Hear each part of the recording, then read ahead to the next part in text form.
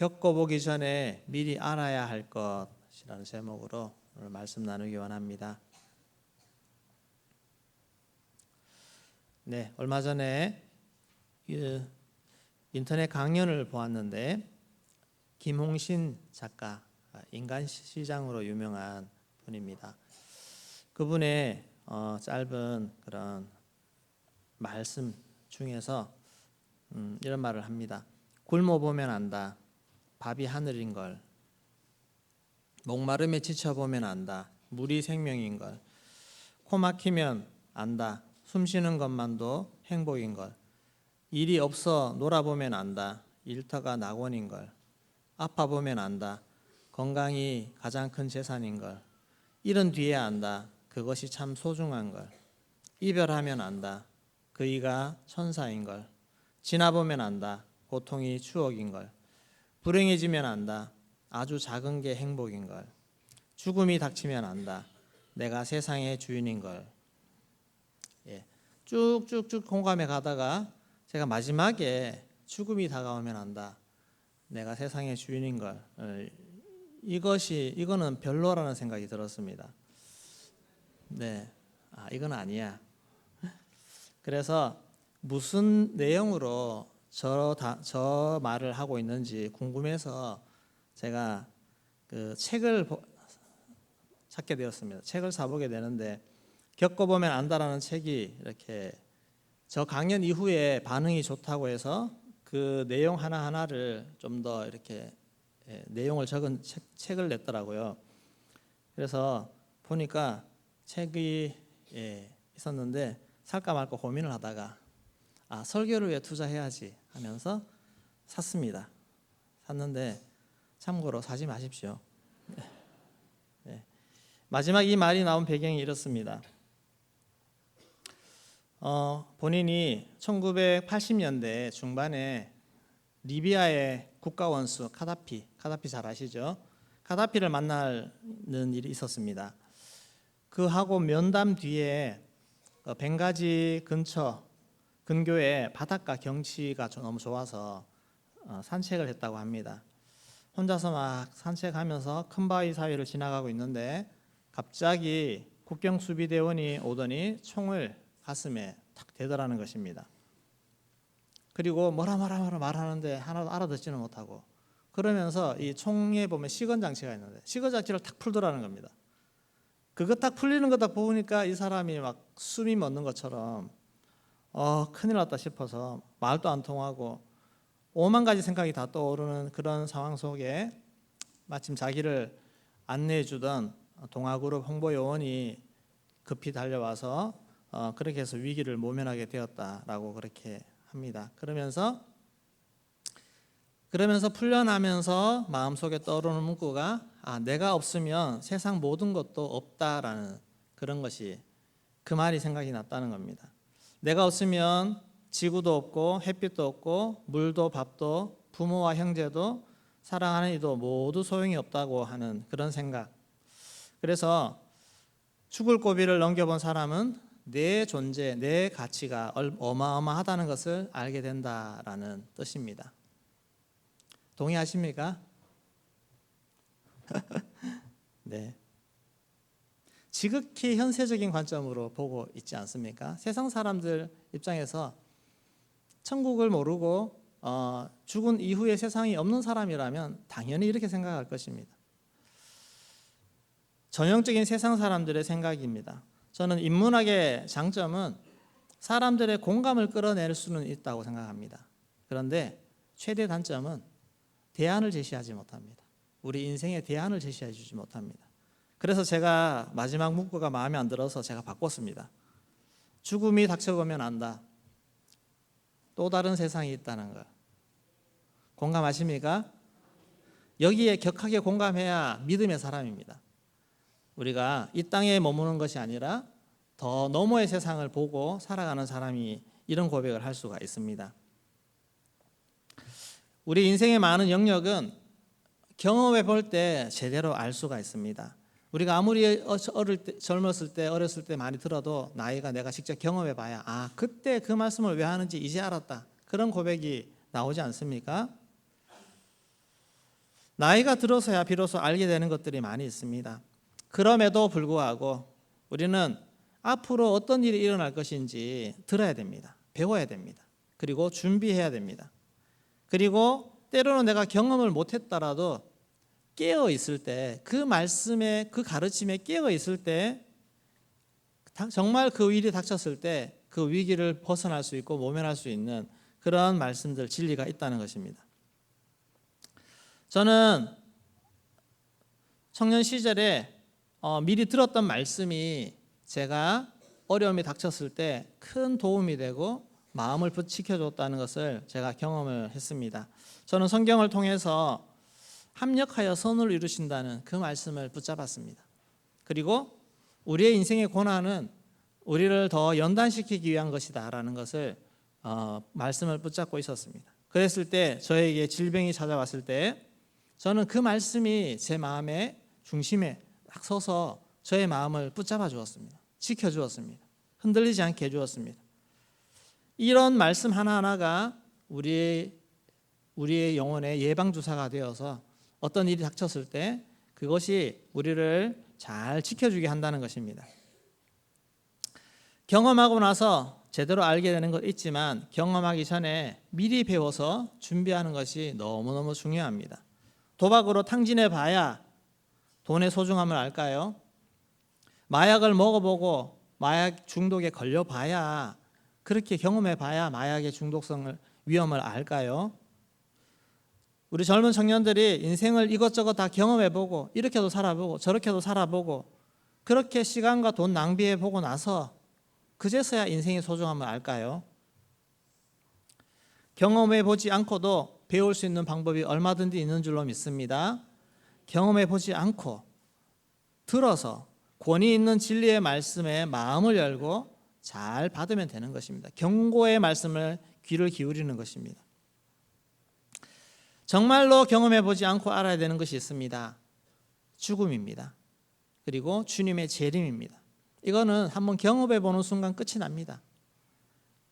경험해보기 전에 분명히 우리는 말씀을 통해, 경고를 통해서 알아야 되는 것입니다. 오늘 말씀의 38절, 39절 말씀 같이 읽겠습니다.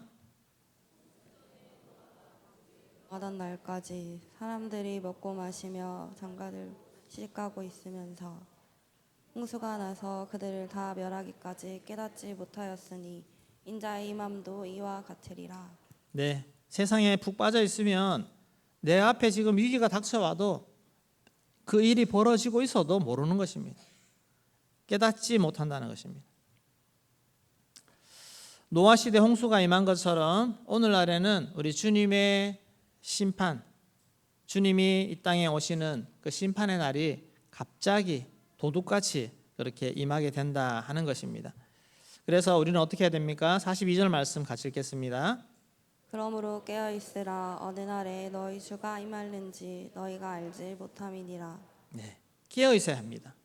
언제 일어날지 모르기 때문에. 우리 주님이 오시는 날은 온 인류 역사가 마치는 그 날입니다. 창조가 있으면 종말이 있습니다. 주님이 창조하셨으면 주님이 끝내시는 날이 있습니다. 그 날입니다. 또 그 날은 심판이 있음과 동시에 잔치가 열리는 날입니다. 그래서 어떤 사람은 정말 죽음의 심판 앞에 이르고 어떤 사람은 생명의 축제, 혼인잔치, 예수 그리스도 혼인잔치에 참여하게 되는 것입니다. 요한복음 5장 29절 말씀 같이 읽겠습니다. 선한 일을 행하는 자는 생명의 부활로, 악한 일을 행하는 자는 심판의 부활로 나오리라. 네, 생명의 부활, 심판의 부활, 이것이 그날에 주어지게 된다는 것입니다.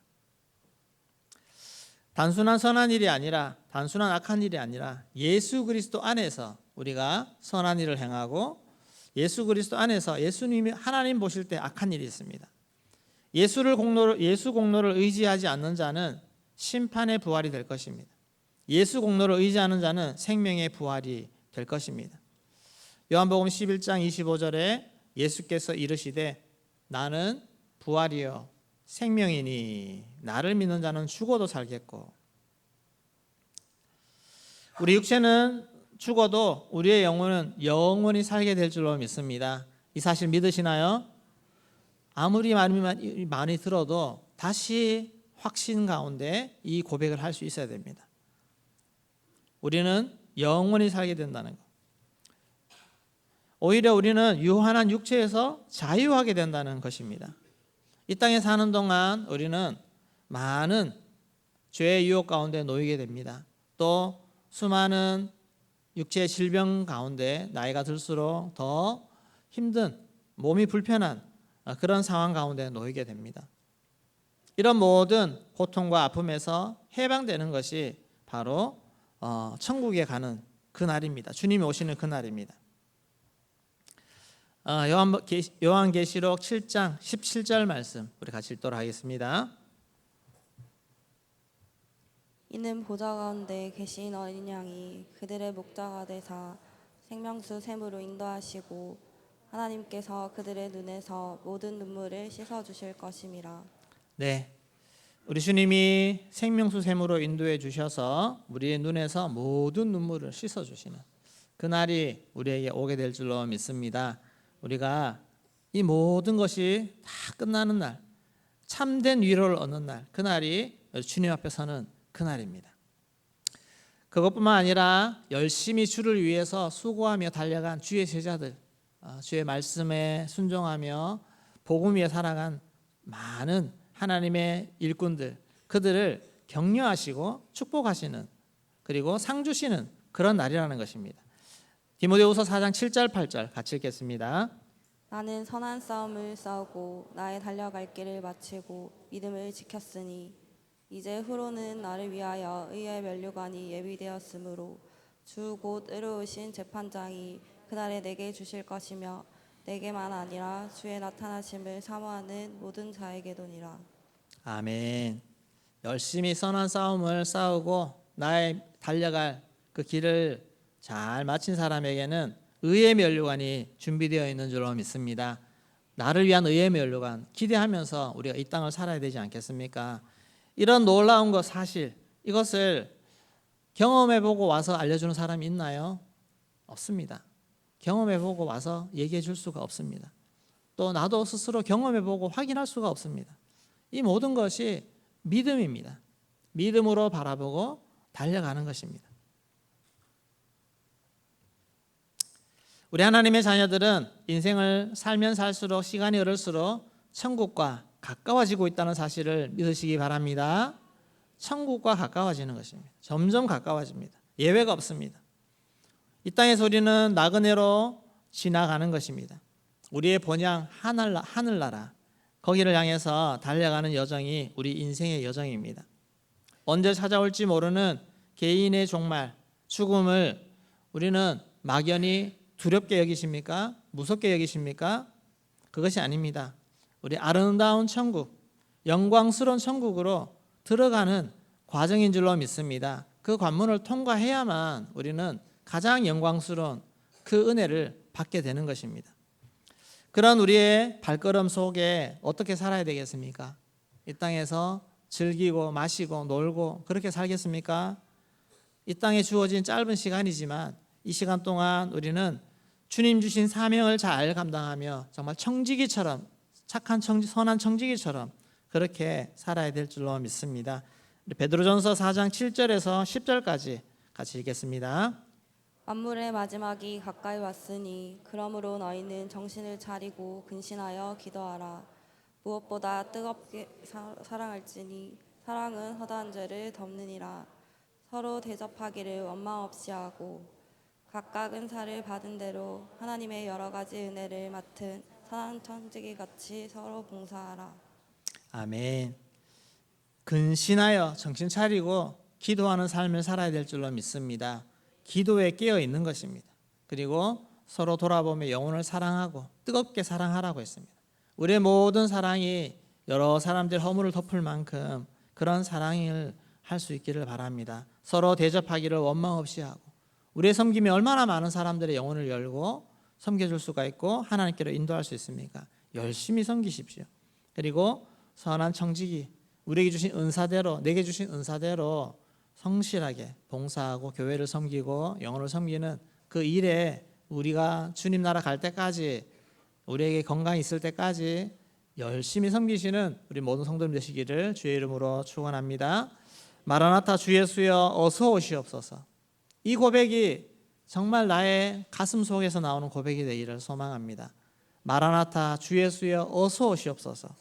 이런 주님을 만나기를 소망하는 그런 가득 찬 소망으로 고백하면서 오늘 하루도 주님 주신 사명을 잘 감당해가는 청지기 사명을 잘 감당하시기를 주의 이름으로 축원합니다.